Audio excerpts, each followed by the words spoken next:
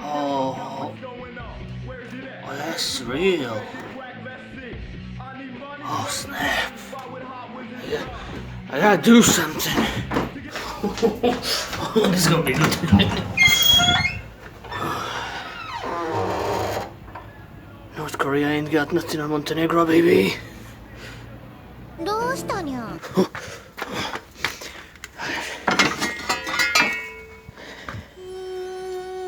The noble arms. This soil has been soiled. にゃ Chocolate. Wow. You stayed clean. Unlike my conscience. I'll show you the stairway to train heaven. What are you looking at? Come on, baby Jesus. You gotta see this. It's your dad. Back after 5 years. It's been about 2.5 years since I first made my train guide video, but to be honest, if you had followed that one, your train would probably end up like this, given that I said things like, you can pop your own skill train with Derek Crane, you fucking idiot. Over nearly half a decade, the Railway series of cards, more commonly known as trains, that's what they are, received some questionable additions to the monster lineup, to the point where the last train-related card that actually supported the rank 10 playstyle was made back in 2014. But finally, thanks to Duelist Pack Girl Power and Link Reigns Pack 2 Speedroid Boogaloo, trains are back on track, if you will, and praise whatever holy train is out there, they finally have a second turn play. You'd think a series of cards which was barely even treated as an archetype in the anime wouldn't get nearly this much attention in the real game, but I guess it's only fitting, seeing how the duelist who used them was one of the most entertaining characters in her show.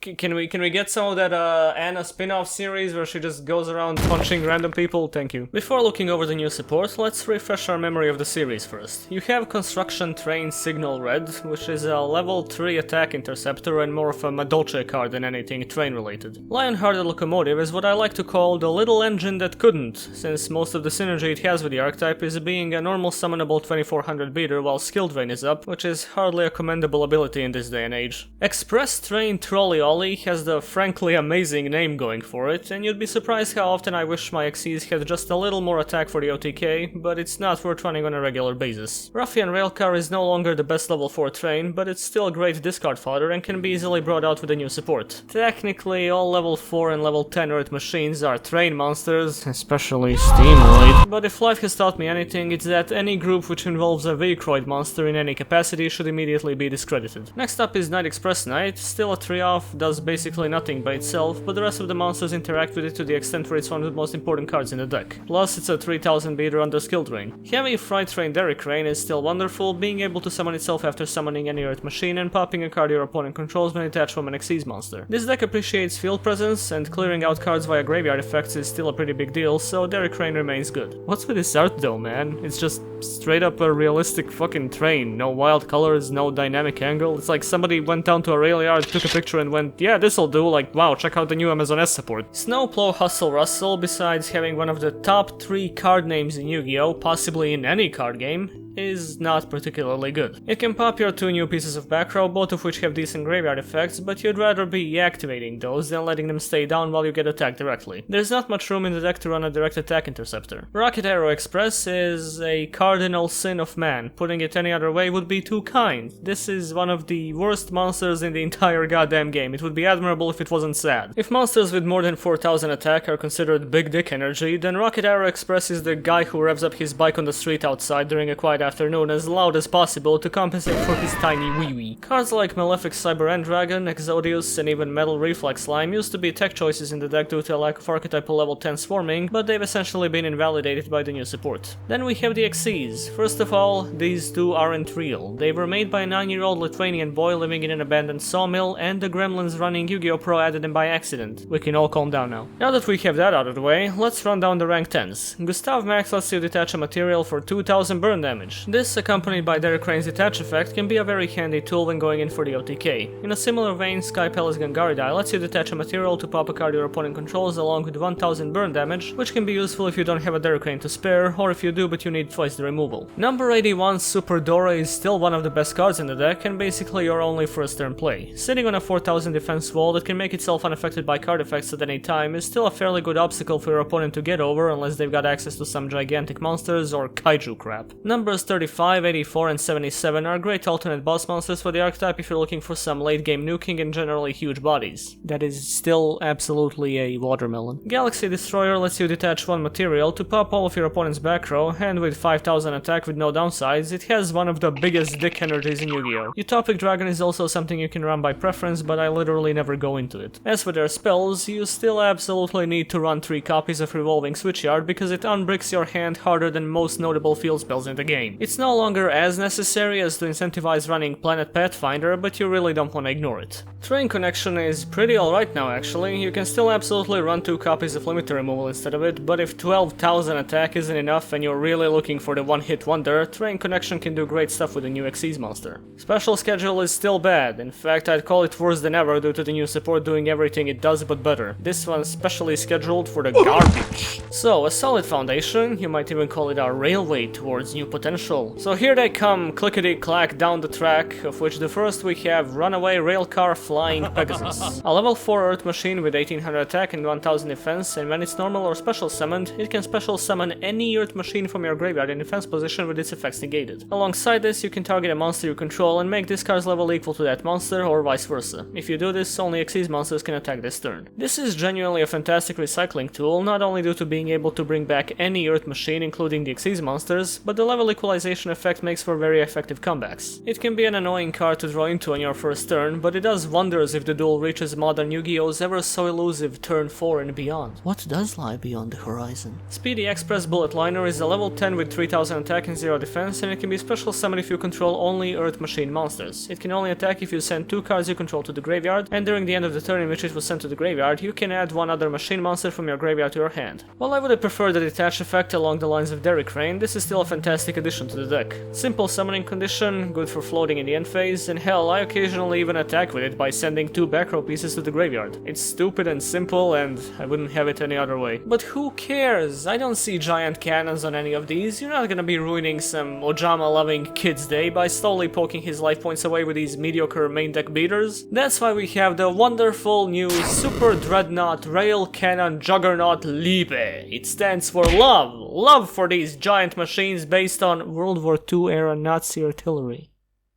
Listen, I'll gladly take it over more of this shit. It's a rank 11 with 4000 attack and defense, which you can summon by overlaying it on top of any rank 10 machine monster, and it gains that monster's materials. Once per turn, you can detach a material from this card to increase its attack by 2000, and if you do, only this card can attack this turn. Also, Liebe can attack monsters a number of times equal to the number of its Xyz materials plus 1. It is neat. It's effectively a game ender if the opponent controls 3 or more monsters, or even less in case you have access to limiter removal or train connection, which hopefully you do, since Liebe doesn't OTK as often as you'd imagine, but it's still a very formidable monster. Not to mention, it's extremely easy to set up the graveyard by detaching materials from this thing, so train connection can get easy targets for its effect. Overall, it's a hysterical card, capable of some stupid wacky shit, and easily sits in the one-shot Johnny high echelon among cards like Duskbot 009, Crusadia Equimax, and who could forget Morphtronic Magnum Bar. You better be winning the duel on the turn you make this one, because it's fairly prone to removal afterwards, but thankfully the last monster in the new support lineup helps out with that. Double Header Anger Knuckle, besides solidifying the status of trains as the series with the best names in the game, is a link to which cannot be used as link material.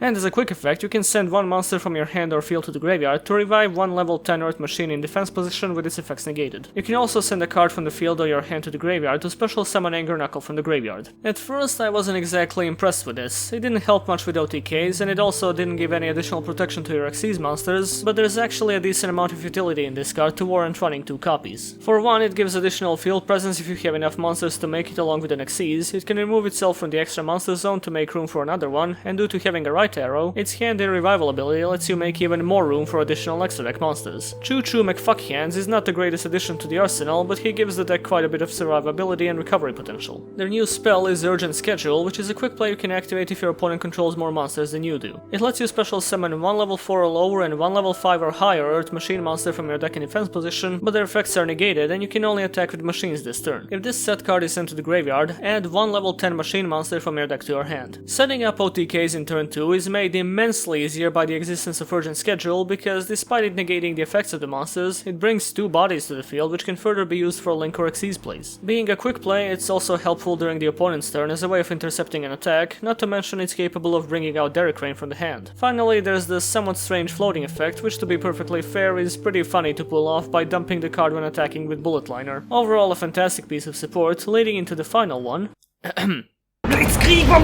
It's a continuous trap that lets you detach all materials from a Machine Xyz monster you control to target and destroy that many cards on the field. If a Machine Xyz monster you control is destroyed and sent to the graveyard, you can banish this card and 1 Machine Xyz monster from the graveyard to inflict damage to your opponent equal to that monster's rank times 200. The first effect is decent backup if you're short on removal effects, which isn't often the case with trains, but thankfully it's generic so you can use it when playing things like Gimmick Puppets, Gear Gears, Googly Eyes Drum Dragon. The graveyard effect reminds me of Volcanic Counter in the way that it basically taunts the opponent about the inevitable massive burn they're about to receive, and while it's not too hard to get it into the graveyard, it's hardly worth running for this purpose. You're already barraging the opponent with the collective strength of the entire world's nuclear capacity, so going through the effort of putting up a few landmines just in case feels like an unnecessary precaution. And that's it when it comes to train support by itself. However, some cards definitely worth mentioning as tech choices are the following. Platinum Gadget, as it's fairly capable as a play enabler due to your level 4 machines in the deck. Blackluster Soldier, the Chaos Warrior, is fairly simple to bring out with a high level monster as material, which means he gets additional protection. A small Kaiju engine for the sake of breaking extra links and using Jizukiru as a level 10 material. Turbo Booster as simple material for link plays. All out attacks if you need to bait the opponent into some ridiculous damage. And every single Time Lord. Except this one. Time Lords are actually a pretty cool archetype to mash up with trains, not only due to being dominated by level 10 monsters, but the effects on these things are so silly and so many decks have trouble getting rid of them, so ride that train through time, to a better place.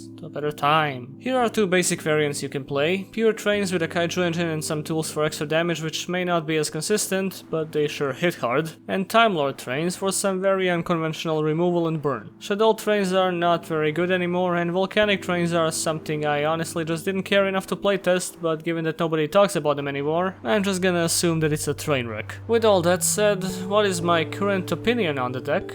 It's pretty fine. Honestly, while the whole thing is still offensively linear, I'm just immensely happy that these 6 cards managed to give the deck a decently varied game plan while staying true to its Gorilla Brain, big numbers, drop off a chop shop type of playstyle. Overall, they did good on this one, and I'd be perfectly fine if this is where they choose to finish up the train support. Now, preferably, I'd like them to give Buster Blader a link monster that's at least half as good for the deck as Needle Fiber, but I guess we cannot all be winners. Oh well, if anything, let me leave you with a couple of cherry-picked early game curb stomps, because no train video would be really complete without those.